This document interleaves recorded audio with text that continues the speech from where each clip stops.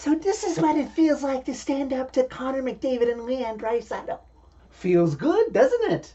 Absolutely. I want to do it again. I want to make the Oilers our... Hey. Kid-friendly channel here. Let's watch the language. And we still love Ekholm, don't we? Of course we do. Just not when we play against them.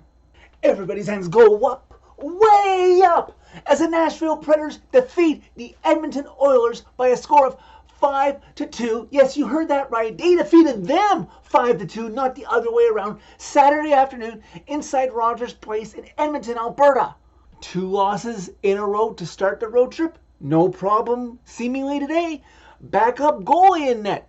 No problem today. The Preds were not outshot like crazy against their foe from northern Alberta. They had a solid 32 save performance from their backup netminder and had the first of what you hope is many hat tricks by a newly acquired man who used to play for a division rival. Third game of the 5-game West Coast CMA road trip, and a bit of a surprise coming into this one to many Preds fans that Kevin Lankin would get his second start in 3 games over starting netminder UC Saros, considering that there has been rest since Thursday, but I guess that's considered because of this one being a matinee and Thursday being a late start in Seattle. Also in lineup news, Ryan McDonough was out with a lower body injury in this one, and in place is Mark Del Gaizano making his NHL debut. He was drafted by the Preds originally in a 2019 NHL entry draft.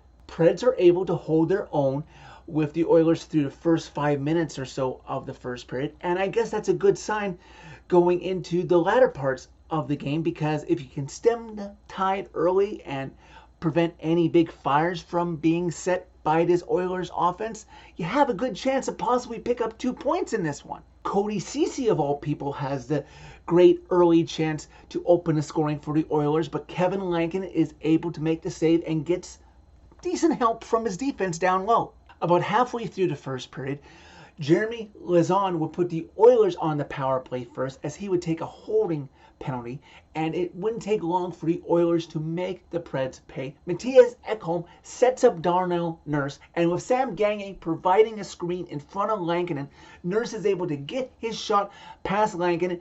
It pinpoints like a pinball machine, bounces off of Lankinen's back into the net before he can realize where it is. The Oilers are up 1-0, but let's see if the Preds can bounce back from that. Props to them, because barely 25 seconds later, Preds off the rush as Ryan O'Reilly gets it ahead to Philip Forsberg, who comes down to Jack Campbell's left, and where have I seen this before? The only thing that was missing as Forsberg wraps around Campbell's net and tucks it in before Campbell can get across to cover his net, and Forsberg has made it 1-1. As I said, the only thing that was missing, if you remember previous Preds games before in Rogers Place, was the Michigan goal with Forsberg getting off the ice. Doesn't matter, it's a goal, and we're all squared again. Of note, the rookie making his debut, Mark Del Gaizano, got an assist on that goal that Ryan O'Reilly set up for Forsberg. Preds would then get a power play for a delay of game, and the Oilers came close a couple of times to getting the lead right back. Gustav Nyquist, near the end of that delay of game penalty, almost gave the Preds the lead, but first period winds down, the horn sounds, we're tied at 1 after 1. I hope you made it back from whatever you were doing during the first intermission for second period action, because something must have been said in the locker room during that first intermission. Preds win the initial faceoff, and they take the puck straight into the Oilers zone and begin to set up. You get Alexander Carrier, who drop passes it to Philip Forsberg, who takes a shot on it. He's hoping to get his second goal of the game. It gets to the net. And then in front of the net, tied up with Darnell Nurse, is Ryan O'Reilly, and he is able to bang it home while falling, his 5th of the season, and gives the Preds their first lead of the game, now up 2-1. Just about 3 minutes into the middle frame, the Preds are doing the little things right, winning the puck battles, getting under the Oilers' skin, as Evander Kane proceeds to high stick Alexander Carey, putting the Preds on the power play. key keeping by Tommy Novak just inside the far blue line. Without that keeping, this play is whistled dead, and what is about to happen doesn't take place. As Tommy Novak gets it down low to Philip Forsberg, who skates in. He's got Descharnais defending the cross-ice pass, but Forsberg is able to get the puck across to Ryan O'Reilly, who's able to bang in the one-timer past Jack Campbell, and the Preds have a 2-goal lead, now up 3-1. Preds, though, playing with fire a little bit later as Alexander Carey gets caught for holding Connor McDavid's stick. And you got to know, if you're going to do that, you're going to get caught, because the league stars are going to get watched more than anybody else during the play on the ice. And on the ensuing power play time, the puck comes to Evan Bouchard, who has Zach Hyman in front of Lankin, is able to tip it in. Oilers have cut the Preds' lead down to 3-2. Despite the fact that the refs are calling stuff somewhat fairly, I guess you could say, because everything seemingly was a legit call, both teams seem to be getting good, dangerous chances, making for a good, fair game, not one-sided either way. There was a time there during the middle part of the frame that the Oilers really had the Preds pressed in their zone. Remember, the second period is the long line change, and thanks to Lankinen and some key defensive stops and blocks, the Preds are able to escape any danger. Lankinen finally gets his glove on it and gets a whistle, so his team can have a full change before a TV timeout. Preds would finally grasp a deep breath of fresh air with about 5 minutes left to go in the second period. After a pass from Roman Josi, Luke Evangelista is able to skate the puck out and get it ahead to Tommy Novak, who's able to skate in and once again has Descharnais of the Oilers draped almost on him, trying to fight the puck away from him. But Tommy Novak is able to skate on in, snaps it, stick side, past Jack Campbell. Preds restore their 2-goal lead, now up 4-2. Am I dreaming here?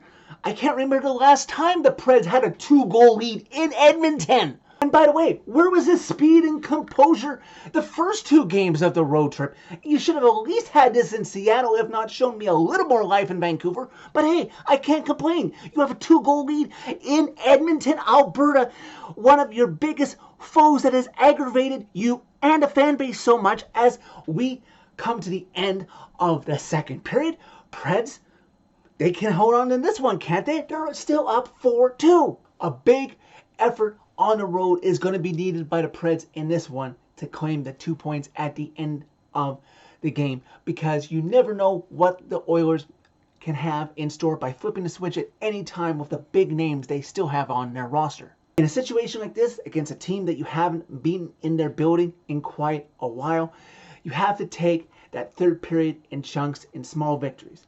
First fight through the first 5 minutes of it, which the Preds do and still have their 2-goal lead.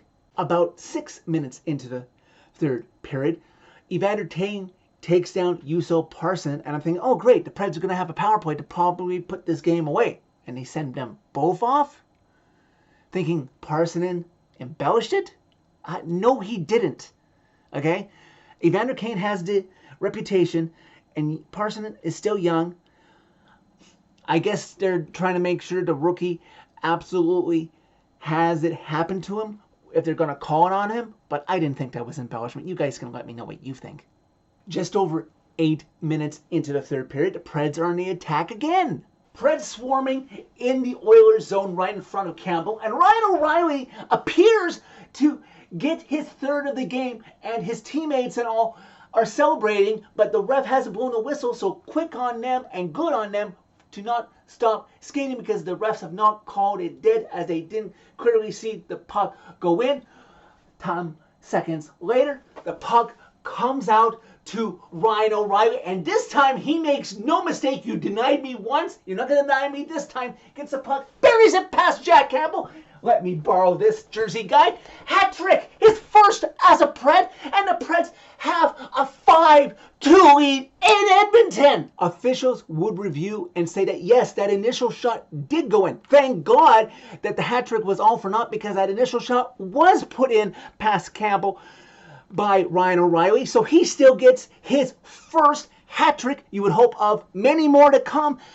through his 4-year contract to be with the Nashville Predators. Preds appear to have this game in firm control as we reach the latter half of the third period, still up 5-2. Last minutes, last seconds finally tick down, and you see shots of Connor McDavid really ticked off on the Oilers bench. The Oilers only have 2 victories to show for through the Preds having 5 already through 11 games. The final horn sounds. Preds win this one seemingly easily 5-2. For us loyal fans in the fan base, it's amazing how much a Preds victory can lift you out of your doldrums and increase your self-esteem.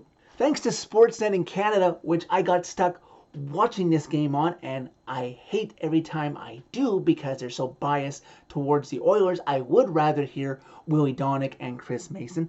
They gave the stat that this was the Preds' first regulation victory in Edmonton since October 20th, 2018. Wow, what a world we lived in just 5 simple years ago. And did you notice the box score of this game? Connor McDavid and Leon Draisaitl combined for just 1 assist.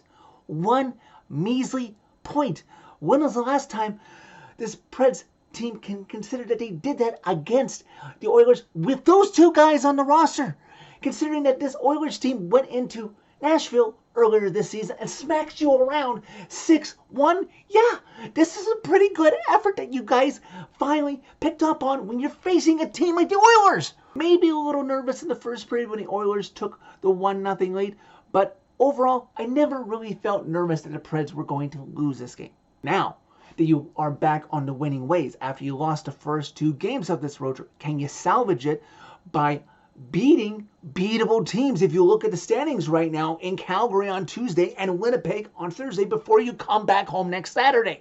Don't let this victory go to waste, and don't let this effort not translate to the next 2 games when you have, I assume, your starting netminder in one or if not both of them before you go home. So that's it for this one. Thank you very much for watching. As always, click like if you liked this video. Click subscribe if you really liked it. You can find my social media by clicking on the channel name. Tell all your friends about Redemption. Well, when it comes to guys that Barry says he wants to come to Nashville, who want to win and not retire, number 90 with his first of many statements to come coming in this game today.